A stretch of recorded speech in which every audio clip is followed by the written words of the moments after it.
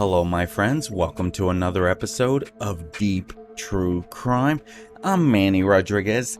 In today's episode, we're going to Lexington, Kentucky, the second biggest city in Kentucky and known as the horse capital of the world. On April 23, 1986, Lafonda Faye Foster and Tina Marie Powell, two lovers, went on a violent killing spree in Lexington, Kentucky, resulting in the deaths of 5 individuals. When the two women crossed paths in their 20s, they both had extensive criminal records and were struggling with substance abuse involving drugs and alcohol. Their drug-fueled rage turned into vengeful killings as they unleashed their fury upon 5 individuals, whether directly or indirectly connected, with whom they harbored genuine or perceived grudges.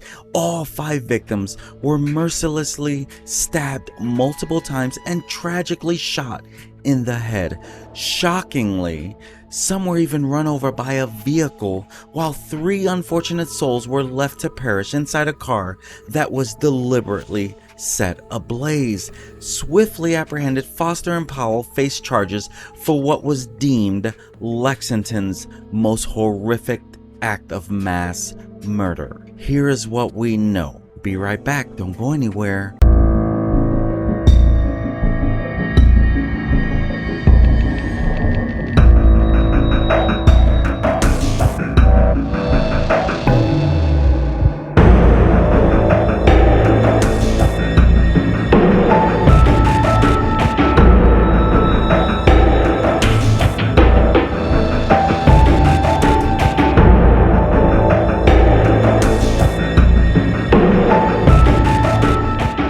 April 23, 1986, the Lexington police were called in response to a report from Virginia Kearns stating that 2 intoxicated women were refusing to leave her apartment. At 4 p.m., 2 officers arrived at the Jennifer Road complex and encountered Mrs. Kearns, the person who made the complaint. She was visibly intoxicated. The 2 individuals mentioned in the call were Lafonda Faye Foster and Tina Marie Powell. After the police questioned them and determined they were not intoxicated, they departed. Subsequently, Foster and Powell proceeded to a nearby parking lot where a gathering was taking place. While consuming alcohol, Powell attempted to sell a knife in order to obtain more money for drinks. Around the same time, Mrs. Kearns exited her apartment. In a threatening manner, Powell confronted her, leading Foster to join in as they followed Mrs. Kearns to a drugstore. Witnesses observed Foster violently shaking Mrs. Kearns. The trio eventually returned to the apartment of the Kearnses, where Mrs. Kearns resided with her partially disabled husband Carlos and their live-in housekeeper Trudy Harrell. Mrs. Kearns requested her husband to provide money to the 2 women. Carlos declines the request, leading to an argument between them. Afterward, Mr. Kearns reluctantly agreed to issue them a check, but mentioned that he would need to drive to a location to have it cashed. In the meantime, Roger Keene and Theodore Sweet, who were friends of Mr. Kearns, arrived at the apartment while Powell, Mrs. Kearns, and Miss Harrell left to retrieve Mr. Kearns' car. Foster proceeded to drive the car with Powell and the 5 eventual victims inside to a bait shop. There, the manager cashed Mr. Kearns' $25 check, which occurred sometime between 6 and 7 p.m. Powell and Foster were striving to collect sufficient funds to acquire a gram of cocaine. Next, the 2 women made a stop at Lester Luttrell's residence, where a dispute unfolded between Luttrell and the 2 ladies, resulting in Foster firing a .22 bullet into the window of his home. Between 8 and 9 p.m. that night, the car was driven to a field off Mount Tabor Lane. At that location, the 5 victims were demanded to exit the vehicle and instructed to lie down on the grass. Subsequently, based on the exhibited evidence recovered from the scene, the two women proceeded to shoot and stab Miss Harrell as well as Mr. and Mrs. Kearns. Despite sustaining injuries, the Kearnses, along with Mr. Keene and Mr. Sweet, who were unharmed at that point, were compelled to re-enter the car per the woman's demand. Miss Harrell's remains were found approximately 225 feet away from the field, specifically in the Burke Plaza parking lot. Her body had become lodged underneath the car and was dragged a considerable distance in the parking lot before becoming dislodged. She was fatally shot in the back of her head, stabbed 5 times in her face and chest, and her throat had been cut. No alcohol was found in her system. Powell drove the car to a tavern located 2 miles from where Miss Harrell's body was found. A customer of the tavern testified that Powell came up to him and asked if he had any 22s or 38s, to which he replied he did not. Powell asked the manager of the store the same question, explaining that she needed them to shoot some rats. The manager gave Powell 4 .22 caliber bullets. And the manager also observed that the car which Powell was driving had blood on the right passenger door of the car, and he yells to Powell that she had better wash that blood off. The manager could not clearly see who was in the car, but he did notice a big guy in it with no shirt on. The car was driven to a loading area behind a paint store where Mrs. Kearns was killed. The state medical examiner testified that Mrs. Kearns had been shot in the head, her throat had been cut, and she had multiple stab wounds, including 16 wounds to her neck. Her body had also become lodged under the car and dragged. Despite the wounds, Mrs. Kearns died as a result of being run over by the car and had a .32 blood alcohol level at the time of her death. A large sweatshirt identified as belonging to Roger Keene was found at the scene with blood smears consistent with a knife being wiped off. The blood was identified as belonging to Virginia Kearns. The two ladies returned 1 hour later to the tavern and again asked the manager for more bullets without any success. He said no this time. The manager observed that this time the blood he had noticed previously on the car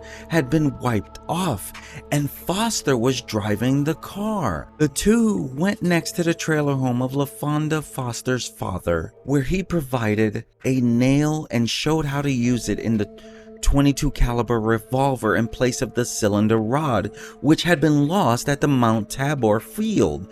This substitution would have made the firing of the pistol more difficult. That's according to the state firearms examiner. Now, while Foster was inside the trailer, the 3 remaining men begged Powell to do something to help them while they were outside.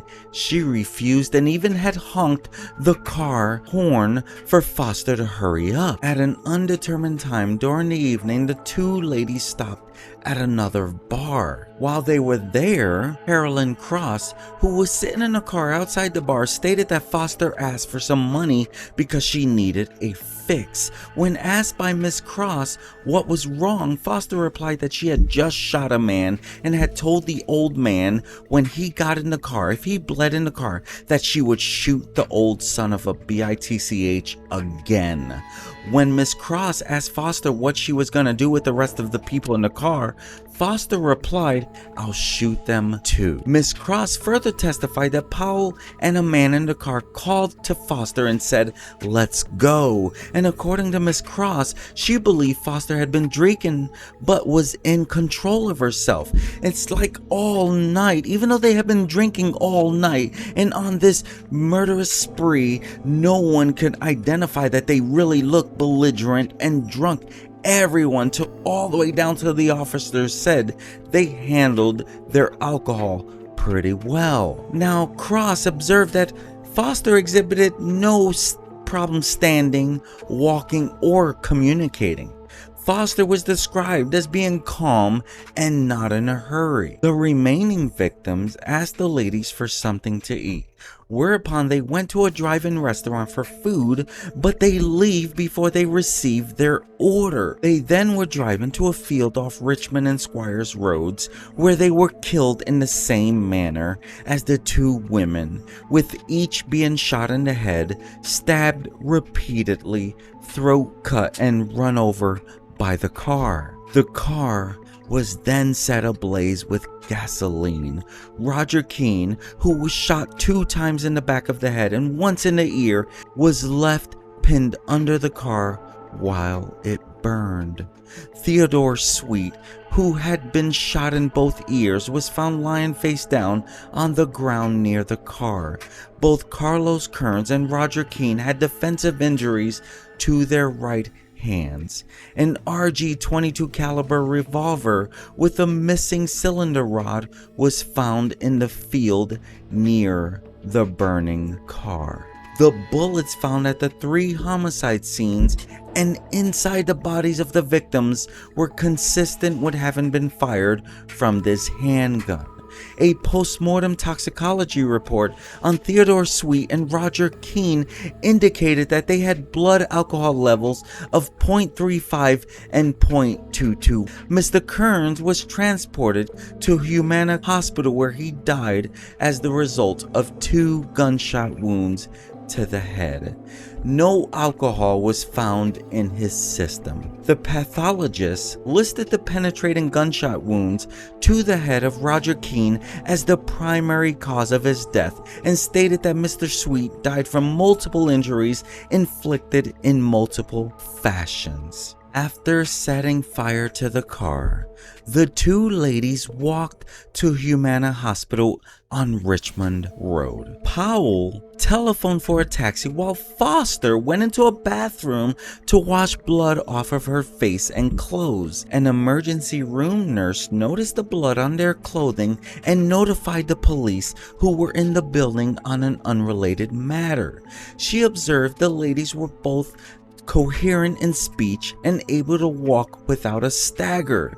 The police separated both of the ladies and questioned the 2 to determine whether they were injured. Foster and Powell both told the police that they had been in a fight with one another, but no injuries were found. The arresting officers noticed an odor of alcohol, but observed that both were capable of communicating and walking without difficulty. Now, Foster and Powell, they were both arrested and later convicted of public intoxication when they became belligerent and a danger to themselves and others. The arresting officer stated they were arrested only because they were in a public place. The 2 were then driven to the Fayette County Detention Center. Foster was placed in a holding cell while Powell was being booked. While in the bathroom of the cell, Foster removed her bloody socks and shoestrings and flushed them down the toilet. She then wiped the blood off her shoes with water and exchanged her blood-stained sweatpants with another inmate. The police obtained the unwashed pants from the home of the inmate the next day. 3 .22 caliber bullets were found on the ladies and a blood-stained knife was taken from Powell. The booking of the 2 was videotaped, and this was played during the trial and again upon the request by the jury during their penalty phase deliberations. During pre-trial confinement, Foster told another inmate, Betty McLean, that she had shot the woman first and made the men watch. When asked why she killed them, Foster informed Betty and other inmates that the women were BITCHs and the men were witnesses who saw too much. Commenting on one of the victims, Foster stated that the son of a BITCH wouldn't die. He was the hardest man I ever killed. Foster explained that she did not believe that the police could connect the crimes. Foster claimed to Zena Montgomery, who was another inmate at that time, that she was gonna play insane. She also corroborated the fact that she had destroyed evidence. Lafonda Faye Foster was originally sentenced to death on April 26, 1987, after being found guilty. But she was re-sentenced to life in prison without parole in 1991. Tina Hickey Powell appeared before two members of the Kentucky Parole Board at her parole hearing in the Kentucky Correctional Institution for Women in Pewee Valley, Kentucky, Wednesday, April 13th, 2011, because she too was convicted of this heinous crime.